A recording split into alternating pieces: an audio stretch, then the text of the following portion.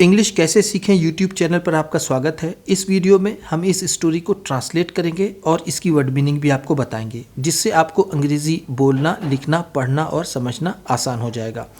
इस वीडियो में हम शब्दों के इस्तेमाल को कि कौन सा वर्ड कहाँ पर इस्तेमाल होता है और इसमें कौन सा टेंस है और थोड़ी बहुत इंग्लिश से जुड़ी बातें हैं वो हम आपको बताएंगे। तो चलिए शुरू करते हैं। अ सेल्फिश गोट, मतलबी बकरी। सेल्फिश का मतलब क्या होता है? मतलबी, या फिर जिसे हम कहते हैं स्वार्थी। क्या कहते हैं? स्वार्थी। स्वार्थी बकरी। वंस, एक बार। वंस का मतलब क्या है? एक बार। ये हर स्टोरी में आता है, इसकी मीनिंग मैं आपको बताता हूँ।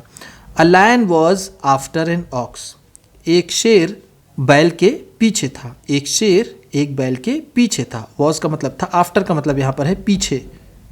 वो उसके पीछे था, यानी उसका पीछा कर रहा था। ऑक्स का मतलब बैल। The ox was running fast for his life, बैल दौड़ रहा था तेज़ी से। The ox was running fast, बैल तेज़ी से दौड़ रहा था। फॉर हिज लाइफ, अपना जीवन बचाने के लिए, अपनी ज़िंदगी बचाने के लिए। ही सॉ अ केव, उसने एक गुफा देखी। सॉ का मतलब देखा, अब यहाँ पर उसके लिए है, तो उसने देखी क्या? एक गुफा। केव का मतलब क्या होता है? गुफा। अगर आप मेरी वीडियोस देख रहे होंगे तो ये सब आपको लग रहा होगा कि ये कितना इजी है ये। He quickly went and hid himself. He quickly went, वो गया, यानी वो जल्दी से अंदर गया। क्विकली का मतलब क्या है? जल्दी से। तो ही क्विकली वेंट, वो अंदर गया जल्दी से। एंड हिड हिमसेल्फ, हिड क्या है? हाइड का सेकेंड फॉर्म है। हाइड का मतलब होता है छिपना, या फिर हम कह सकते हैं छिपाना। छिपना या फिर छिपाना। तो उसने अपने आप को छिपा लिया, ये सेकेंड फॉर्म है, इसलिए हिड लिखा हुआ है। हिड हिमसेल्फ, उसने अपने आप को छिपा लिया।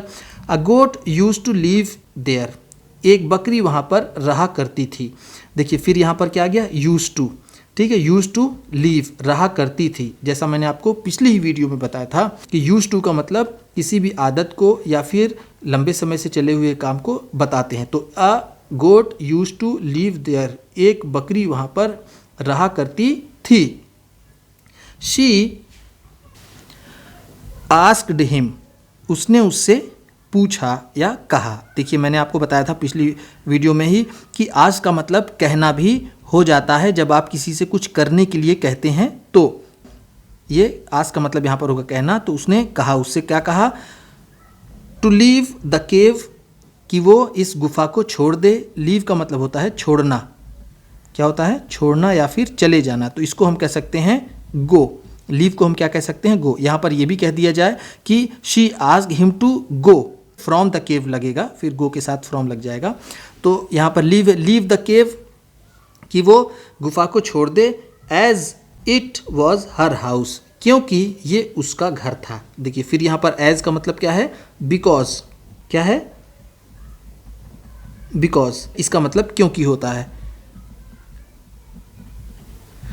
देखिए as it was her house, क्योंकि ये उसका घर था, ये उसका घर है, इसलिए तुम यहाँ से चले जाओ। उसने उसे जाने के लिए कहा। ऑन बीइंग डिनाइड, इनकार कर देने पर। डिनाई, ये डिनाइड किससे बना? ये है डिनाई का सेकेंड फॉर्म। डिनाई का मतलब होता है इनकार करना, रिफ्यूज़ कर देना। इसे इंग्लिश में हम कहेंगे रिफ्यूज़। क्या बोलेंगे? रिफ्यूज़। तो उसे इनकार कर देने पर she began to push the ox, वो बैल को धक्का देने लगी। ऑन बीइंग डिनाइड किसके लिए? यानी उस ऑक्स ने, बैल ने वहाँ से जाने से मना कर दिया, रिफ्यूज़ कर दिया कि मैं यहाँ से नहीं जाऊँगा। तो फिर उसने क्या किया? She began to push the ox, वो बकरी उस बैल को धक्का देने लगी। बिगन टू मतलब उसने शुरू कर दिया, देने लगी। पुश का मतलब होता है धक्का। बैल को विथ हर हॉर्न्स, अपनी सींगों से, बकरी बैल को अपने सींगों से धक्का देने लगी। हॉर्न्स का मतलब मैंने आपको बताया है सींग। ठीक, चलिए। द ऑक्स सेड, बैल ने कहा, a lion is after me, एक शेर मेरे पीछे पड़ा है। वंस ही मूव्स अवे, एक बार अगर वो चला जाएगा। I will leave the cave, मैं गुफा छोड़ दूंगा। अब यहाँ पर ध्यान देने वाली बात क्या है? देखिए जब होता है कि ही मूव्स अवे, देखिए वंस ही मूव्स अवे, एक बार वो चला जाएगा। I will leave the cave, मैं इस गुफा को छोड़ दूंगा। इसका मतलब देखिए दोनों में गा गा आ रहा है लास्ट में। वंस ही मूव्स अवे, एक बार वो चला जाएगा। तो इस तरह के सेंटेंस में जब दोनों में अगर गा गा का सेंस आता है, दो सेंटेंस में अगर तुम मेरे पास आओगे तो मैं तुम्हारी मदद करूंगा, इस तरह के सेंटेंस में एक प्रेजेंट इंडिफिनिट में होता है और जो दूसरा बनता है वो बनता है फ्यूचर इंडिफिनिट में। तो यहाँ देखिए ये प्रेजेंट इंडिफिनिट टेंस में है और ये वाला सेंटेंस है फ्यूचर इंडिफिनिट में। अगर दूसरे उदाहरण से बात करें तो if you come to me, अगर मैं यहाँ लिखता हूँ if you come to me, अगर तुम मेरे पास आओगे तो आई विल हेल्प यू, मैं तुम्हारी मदद करूंगा। तो इससे आपको थोड़ा बहुत ये समझ में आया होगा कि जब दोनों सेंटेंस के लास्ट में गागे गिर है, हम इसे ऐसा नहीं लिख सकते कि if you will come to me, अगर हम यहाँ पर विल लगा देंगे तो ये गलत हो जाएगा। इसी तरह यहाँ पर ये लिखा हुआ है इसी के सेंस में, ठीक है।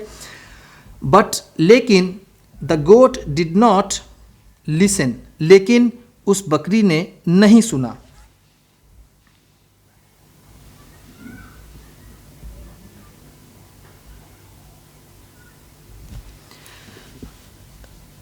नहीं सुना टू हिम, उसकी बात उसने नहीं सुनी। And went on pushing him out, और वो उसे बाहर जाने के लिए धक्का देती रही।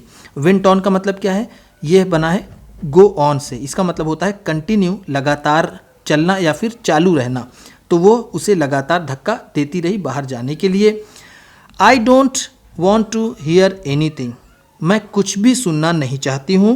प्लीज़ लीव माई केव, कृपया मेरी गुफा छोड़ दो। एनीथिंग या एनीथिंग का मतलब क्या है, कुछ भी। क्या होता है, कुछ भी, मैं कुछ भी नहीं सुनना चाहती हूँ, मेरी गुफा छोड़ दो। शी केप्ट ऑन सेइंग, वो यही कहती रही। केप्ट ऑन सेइंग का मतलब क्या है, कीप ऑन का मतलब क्या होता है, कीप ऑन का मतलब होता है किसी भी चीज़ को करते रहना। तो हम यहाँ पर कह सकते हैं वेंट ऑन सेइंग भी कह सकते हैं, ठीक है। वेंट ऑन सेइंग, वो कहती रही, वो लगातार इस बात को कहती रही। The ox was now tired of making her understand, अब वो बैल उसे समझाते समझाते थक गया। नाउ का मतलब अब, टायर्ड ऑफ का मतलब थक गया, थक गया। मेकिंग हर अंडरस्टैंड, उसे समझाते समझाते। मेक हर अंडरस्टैंड का मतलब होता है समझाना, समझाना। मैंने मेक हर अंडरस्टैंड बोल दिया।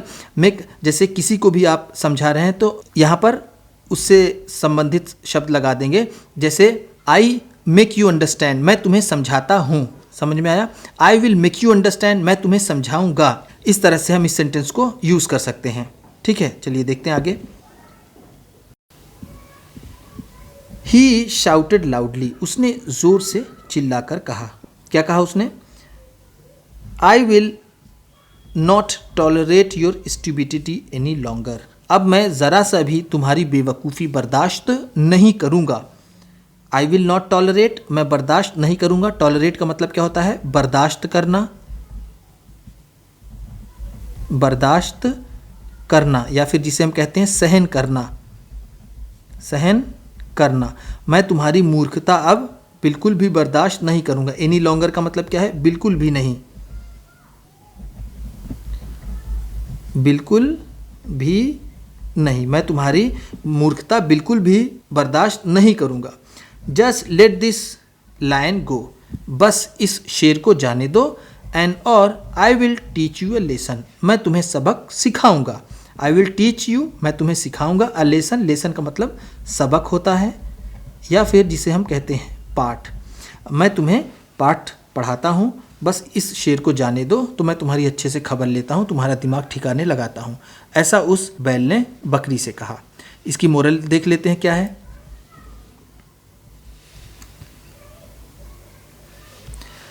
मोरल, नैतिक शिक्षा क्या है इसकी, नैतिक शिक्षा क्या है, help the one in need, जो ज़रूरत में हो उसकी मदद करो।